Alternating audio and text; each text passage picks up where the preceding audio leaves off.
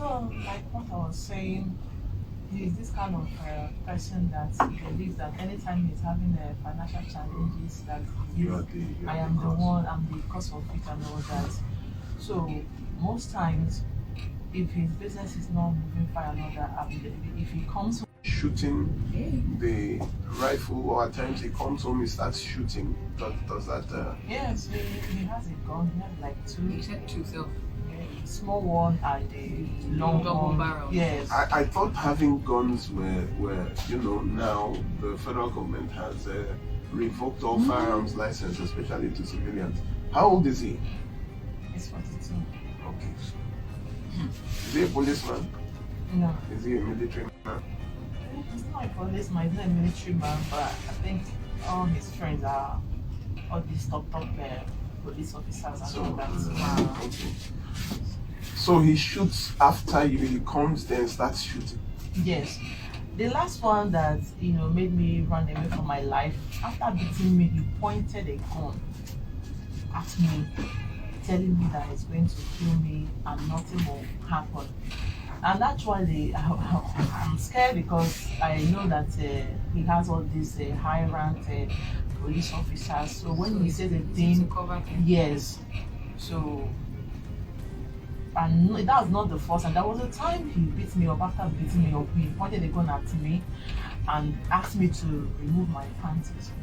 I was thinking that maybe he wanted to, like say sleep with me or rape me after beating me. I have bruises all over my body.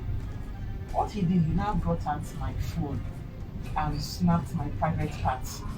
While pointing the gun at you? While pointing the gun at me. God is my witness. I can't lie against him. He shared it on social media? Yes, before you know it, he started sending it to my family members and all that. He was trying to use it to set me up. So that when they ask him why is he beating me, he will tell them that he caught me chatting a man, sending my nude to a man. So that was what he did. He sent it to my family members and all that. So when they now saw me, after beating me, he sent me out. When my sister saw me, my sister wanted to start scolding me because of what he sent to the family. But when she now saw my boy, my sister started crying. And I said, okay, what happened? That your husband said that he caught you chatting with a man, sending you nude to a man. I said, how? She now showed me the picture of my private parts. I was like, no, look at what happened. After beating me up, he pointed a gun at me, then snapped my private. He asked me to remove my panties and all that. And he said, if I don't do that, he's going to blow off my brain. I was scared. I have to do that. So I didn't even know that this is what he did. So during that time, I think then the next thing, he still came to my sister's place to beat her up. Then now beat your sister up? Why? How? According to him, because that day, after 3 days that he sent me away from the house after beating me up, he said that my kids were looking for me, that they wanted to see me. So he came to my sister's house around 11 in the night. Then, according to my sister, he was knocking. My sister said she didn't know who was knocking. So my sister was like, please, who is there? Who is knocking? He refused to answer. The next thing, he ordered his boys to break down my sister's door. So they break down the windows and everything. They entered that place, started searching for me. So they didn't see me. When they didn't see me, my sister was like, okay, you want to go, you want to leave my house after you have damaged a whole lot of things here. So he now asked the boys to beat up my sister. So I think we have the video of that, right? Yes. We have the video here. Yes, we do. So he now went to the police station to go and report that my sister stabbed him, stole his $7,000, stole his 2 phones. That night, they arrested my sister. So the next day, because I wasn't in my sister's house that day, I was in our family friend's house. They called me to come. I went to the police station. What police station was it? That's Ikotu. Yes, Okay. So when I narrated to the DPO what happened and all that, the DPO was angry. The man was like, had it been I happen to be the sister, and he never allowed me to marry this kind of man again. So all those his top police friends, they called the DPO that this is a family matter, that he should just, you know, They should release. yes, that he should resolve the matter. Okay. Let me ask you a question. How long did you date this man before you married him? I didn't date him. The sister met me at a wedding. Then we took some pictures and all that. Sister showed him my pictures and he was like, he likes me. Came back from Europe. Then we got married. So Within when you took the pictures and when you got married, how long was that? maybe 4 months. And you never went You out? you didn't date him. So, phone okay. calls, no? You didn't see that he was a violent man before you married him. I'm sure you must have seen something before you got married. Yes. The first day that we met, that day we were going to his sister's place. Then they were talking about the sister's son. So his friend was telling him that he shouldn't be talking about his sister's son in front of a stranger. He was like, who is a stranger? Is he not this girl that I want to marry that you're calling a stranger? The friend was like, even though you want to marry her, but don't go and discuss your family issues. Before they said the guy, you shouldn't talk like that. If not, he's going to beat him up. Before, in front of me there, he packed and carried a jack from his truck and wanted to hit the guy. And people have to gather to stop him. So And you saw this live and direct, and you still went ahead to marry this. Mama said you say you like him. Mama, I heard that he also has assaulted you. He, after beating his wife, he beat his sister and assaulted the mother. Mommy, what happened? Because of the Mommy, you can speak Igbo if you Yes, want to speak you can speak Igbo. about it. Please help us move closer to the Okay, microphone come closer to so the that we can hear you. like that. so nkuzi ugwu. Yes. Ihe o jiri kọọ m ihe wụ ọkọga nwa m. Masị ya mechie ya hapụ ịkọ nwa m ele iji akụ ihe na m nọ nga ị na-erespekt m n'ihe nwa m kọrọ. Nwa m adịkwana ihe o mere. Ya sị na ọ dị lezi. Ọ ihe o jiri kọọ nwa m. Mgbe m bịara kpaghaziere ya mba sị ya ịkọ ha ya ọzọ mara na iwu anụ ya akụzie m. Nke abụọ, onye o ji ụgwọ agadi nwanyị legere moto ya. The man abịa echi Satọde si ya na ya ejighị ego na ya enyeta ya ego ka ya ji zụrụ garị ganye nwunye ya. And mgbe echi Satọde ya sị the man na ọ lawa na ya ejighị ego. So ngwa m ya si ya biko na onye ahụ agadi nwoke ọgodi 200 nye ya ka ọ lama. Ya si ya ejighị ego na Monday na ọbịa. The man sị taa Satọde na ya lama na ya ejighị ego ya eji nkwene garị na ele ihe ya ga-agwa nwunye ya. Ya sị the man na ọ lama. The man ajụ ya gara yipụga akwa ọmụ yiri nneka na rezie the man kụma ya kụma de papa mmadụ ọkụmana ya. Yes, ọkụmana ya m ga-apa ya ya na-akụzi ọkụ jiri m aka o awụrezieri ihe na-agazi ebe a na-agwọ aka ọzọ ebe ahụ ka Precious, would you please translate the story for our listeners? okay, what my mom was actually saying was that was the day he was beating me up. So my mother was like, because of me, you are beating my child. Don't you have respect for an elderly person? So as my mom was trying to, stop him from beating me, he now faced my mom. Then another time, there was one man like that he asked to help him to sell this car and all that. So the man came to him. He was supposed to give the man his own cut, for a kind of bringing a buyer. Of course, So information.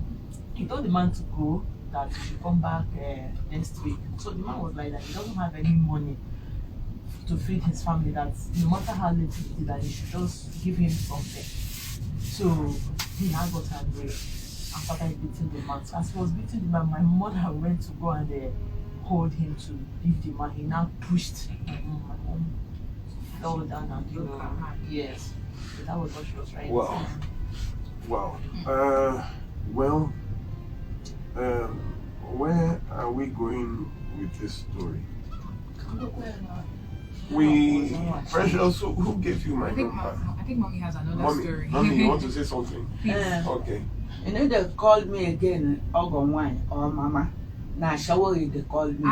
He doesn't. So mommy just said that he doesn't refer to her as his husband, his wife's mother or mother. He calls her Nashawo. Makagini. Why? Because of they don't like to marry my daughter again. Okay. Precious, how did you get my number? It was our family doctor. I remember the 2010 when I had my first child. A day before, no, on the day of my child education, he beat me up. So after beating me, it affected my eyes. So I started having eye problems. But from that day, I have to go for eye clinic. I started using glasses till now. So when this thing happened, the last one happened, I called my doctor, that's my eye doctor, because she's an elderly woman. I called her to seek for her advice. I was telling her, look at what happened, that should I go back? That everybody said if I go back, I'm going to die. So the woman was like, you mean Patrick is still beating you since 12 years now? He said, do you remember how you started having that problem and you're asking me if you should go back and all that? So the woman now said, okay, there is a number I'm going to give you. His name is a barrister, his name is barrister Olumide. Call him, he's going to help you to, get your kicks so that you can stay with your kids. Don't go back to that place. So that was how I got barrister's number. So when I called barrister, I was telling us, is there anything that you're going to do so that my husband will change, so that he will stop You still She still wanted to go ahead. so that he will stop beating me and stop being temperamental. Barrister got angry. I was like, a man that has been beating you for the past 12 years and you think he's going to change, you want to go back. He said, you're not serious. He just hung up on me. So it was when he now started trying to frame me up with the police, saying that I left my kids to run away, to go and live with a pastor. He didn't even tell them that he beat me up and I ran away around 11 in the night without slippers, without anything. So that was when I now started calling barrister again, that look at what is happening, that okay, now I'm ready. To speak out and all that. Well, we don't really have much time. There is a neighbor of theirs, a fantastic Samaritan, a woman who always saves Precious each time. A lot of times Precious will run into her house. She's supposed to be here, but something happened around 5 a.m. So I'm trying to get her on the phone. all is well with her. Yes, she went for an event. She was trying to be here so that at least we can corroborate this story.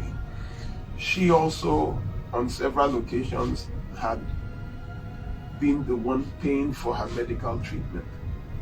Oh, wow. Yes, the neighbor who would tell her a lot of times that leave this man. A lot of times she had been the one to, I'm not sure whether she's speaking, but yes, we'll keep trying in case she picks. We spoke very early this morning. Something happened around 5 a.m. She was trying to be here.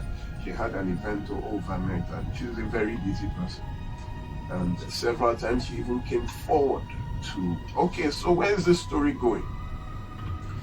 Ladies and gentlemen, when Precious came to me eventually, we started this case. I wrote a petition. We have everything. Pictures. There are some pictures which I may put on social media that when you see, Precious is very fair. You would not believe. Injuries with the barrel of a gun, injuries with weapons all over her body. I petitioned at the state CID in Panti. The man, knowing that when he had been contacted, he now quickly went to the state headquarters, that is the command headquarters, that is the office of the Commissioner of Police, to now write a counter petition that, of course, he said a lot of things which made them transfer the case there. Over there, we know that he knows a lot of people. They now, the case now started not having head, not having tail. The OC gender in Ikeja is a very fantastic woman. But when there was just too much interference, I had to now transfer the case from there to Alagbon, which is the force headquarters, that is the highest police command over here. The case has been in Alagbon, and this gentleman has been running helter-skelter, calling on this policeman, calling on that, trying to use the police against the police because he has not told them the real truth. The case is still there. We have all evidence. We have witnesses, even in his estate, his own estate. Where's that estate? An NPC estate in Ejigbo. The landlords association there had even tried to intervene in this beating, in this shooting. How can your wife be running and you will be shooting after? I don't understand what kind of animal, Patrick Ogbonna, yes, that is the name. We are there right now at Alagmo, and I'm sure that I want to put my faith in the police for a judicious arrest and charging to court, because he knows he has been running helter-skelter. He has not honored one police invitation. He would say he's in this, his mother died, that, this, that. We have been chasing him for the past 5 months. So now I'm going to give the interview to any newspaper, any blogger. Just call me. I would not only give you the victim so you can interview, we will give you the pictures, the videos. You can load it online until the whole public is aware of this Patrick Ogbonna that is running helters. I don't even know how he has guns in his house that he will be shooting, and shooting even at his wife. Can you imagine putting a gun on your wife's head, pulling down at her panties, and then snapping nudes and sending it to family members to cover his tracks? You understand. When I met this woman, you can see how pretty she is. I mean, you won't believe. Look at mommy. So mommy is very beautiful, very fair. So you can see. We're going from pillar to post. This girl has suffered from doctors, all doctors that have treated her, to the optician. Everybody is aware of this. But then we are putting our hope, which is the last, and I'm saying that this October, if this man is not apprehended, I'm walking to the National Assembly. There with my green card, I will throw it on the floor if this man is not arrested this month. Because it has been 5 months. We have been on this since May. Today, I am talking about anomalies.